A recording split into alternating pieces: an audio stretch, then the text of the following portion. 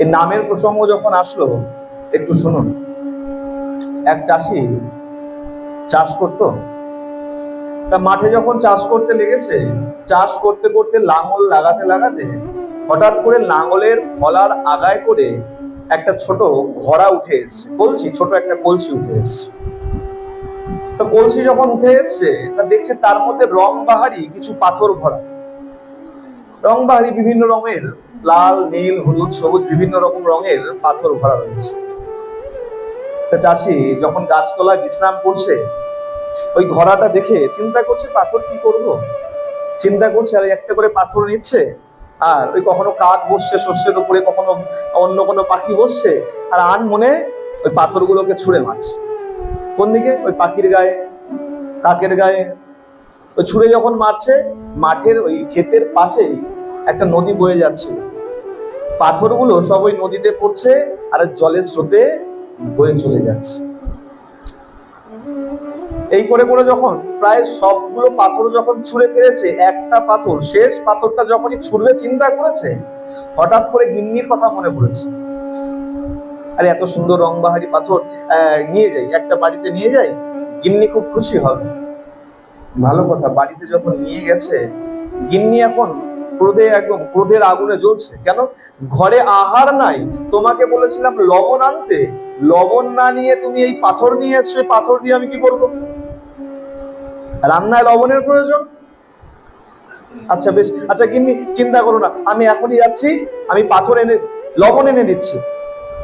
বলে যাও, তাড়াতাড়ি যাও, লবণ এনে দাও। ওই পাথরটাকে হাতে নিয়ে, গিন্নিকে আর দেওয়া হয়নি, পাথরটাকে হাতে নিয়ে চলেছে মুদিখানার দোকানে, মুদির কাছে। মুদির কাছে গিয়ে দাঁড়িয়েছে যখন, তখন ওই মুদি দোকানে এক জহুরি বসেছিল। জহুরি পাথরটা দেখে চমকে উঠেছে, এত মূল্যবান পাথর আর এই কৃষকের হাতে কি করে গেল? বলে ভাই এক কাজ করো, তুমি কি এই পাথরটা বিক্রি করবে? কৃষক চিন্তা করছে এই পাথরের আর কি দাম হবে, হ্যাঁ নিন, যা মূল্য দেওয়ার দেবেন। জহুরি তো চিনতে পেরেছে মূল্যবান পাথর, ওই জহুরি পাথরটা নিয়েছে, বলছে দেখো এখন তো আমার কাছে অর্থ নাই, আমি বাড়িতে যাই, তুমি আমাকে ঠিকানা দাও, তোমার বাড়িতে আমি অর্থ পাঠিয়ে দিই। আর মুদিকে বলে দিয়েছে, দেখ ভাই ওই কৃষকের যা লাগে ভরে দিয়ে দে, কিছু মানা করবি না, এক বস্তা চাইলে 2 বস্তা দিয়ে দে, যা দাম হবে আমি দাম এসে মিটিয়ে দিই।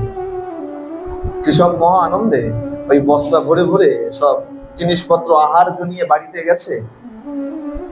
যখন বিকাল হয়েছে, এক গরুর গাড়ি এসে বাড়ির সামনে দাঁড়িয়েছে, তার মধ্যে 4-5 বস্তা, বড় বড় বস্তা গরুর গাড়িতে রাখা আছে, আর গাড়ির ওপরে ওই বস্তার গায়ে একটা চিঠি লেখা আছে।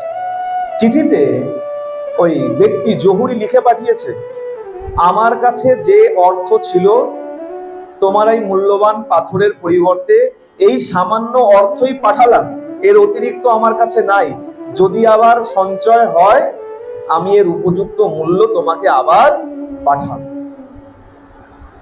4-5 বস্তা, বড় বড় বস্তা গরুর গাড়িতে রাখা রয়েছে। বস্তাগুলো গাড়ি থেকে নামিয়ে অর্থ দেখে আজকে কৃষক চিন্তা করছে, একটা পাথরের পরিবর্তে যদি 4-5 বস্তা অর্থ আমি পাই, আর তাতে জহুরি যদি বলে যে এটাও সামান্য, এর মূল্য আরো বেশি, তাহলে আমি কত বড় মালিক ছিলাম যখন আমার হাতে ওই এক ঘোড়া পাথর ছিল। একটার মূল্য যদি এত হয়, তাহলে এক ঘোড়া পাথরের মূল্য কত হতে পারে? তার মানে আমি কত মালিক ছিলাম, কত বড় ধনী ছিলাম আমি। কিন্তু আমি কি করেছি? না জেনে, মূল্য না বুঝে একটা একটা করে, আরে ফেলেছিলাম তো নদীতে, ছুটে গেছে, দৌড়ে গেছে, ওই নদীতে গিয়ে নেমে খুঁজতে লেগেছে, কিন্তু যতক্ষণে খুঁজতে লেগেছে ততক্ষণে স্রোতে সব পাথর বয়ে চলে গেছে। কৃষক এখন দুঃখ করতে লেগেছে। সে কৃষক কোথায় বসে আছে? মাঠে বসে নাই, সেই কৃষক সব এইখানেই বসে আছে। আর মূল্যবান পাথর, আমাদের প্রত্যেকটা শ্বাস হলো মূল্যবান পাথর।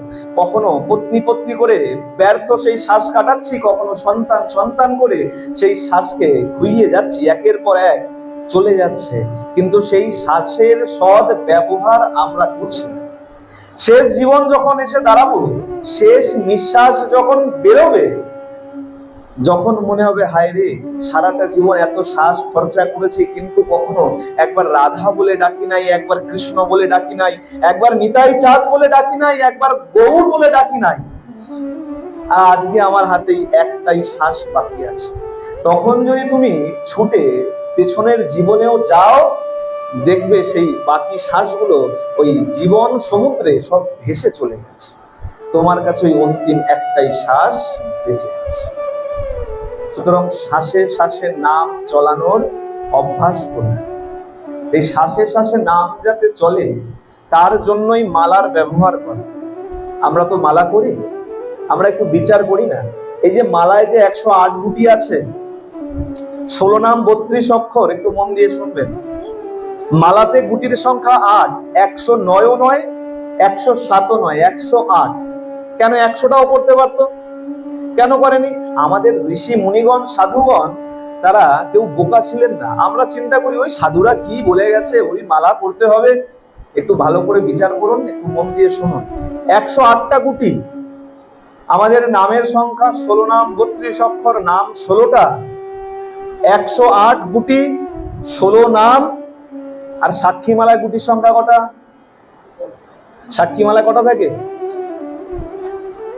সাক্ষী মালায় কটা থাকে? 4টে। 16টা থাকে। সাক্ষী মালা গুলে দেখবেন বাড়িতে গিয়ে, নাম করার পরে সাক্ষী মালা থাকে তো বাইরে, কটা থাকে? 16টা থাকে। তাহলে দুবার 16 আসলো, তাই তো? তাহলে 108 মালার সংখ্যা, গুটির সংখ্যা, দানার সংখ্যা। তাহলে 108 গুণিতক 16 নাম গুণিতক ওই যে সাক্ষী মালার 16, সেই 16। 108কে দুবার 16 দিয়ে গুণ করবেন, যে সংখ্যা এসে দাঁড়াবে, বাড়িতে গিয়ে গুগল সার্চ করবেন। একজন সাধারণ সুস্থ সবল ব্যক্তি সারা দিনে সেই সংখ্যক নিঃশ্বাস গ্রহণ করে। সাধুরা বলছে দেখো বাবা, এরা তো আর এমনি এমনি শ্বাসে শ্বাসে নাম নেবে না। বাচ্চা যখন ওষুধ খেতে না চায়, তেতো ওষুধ, মা কি করে? ওই বিভিন্ন খাবারে যে খাবার খেতে ভালোবাসে তার মধ্যে ভরে দিয়ে বলে নে এবার ওই পাইপ দিয়ে খা। ছেলে খাবার ছলনা করে ওই ওষুধ খাইয়ে দেয়। আমাদের সাধুরাও চিন্তা করছে কলিহত জীব মরবে তো একদিন অবশ্যই, নাম তো ভালোভাবে করবে না, এদেরকে নাম ওই শ্বাসে শ্বাসে নাম চালাতে হবে। কি করে? বলে জপের মালা ধরিয়ে দাও, আপনি আপ শ্বাসে শ্বাসে নাম চলতে থাকে। প্রেম সে বলো।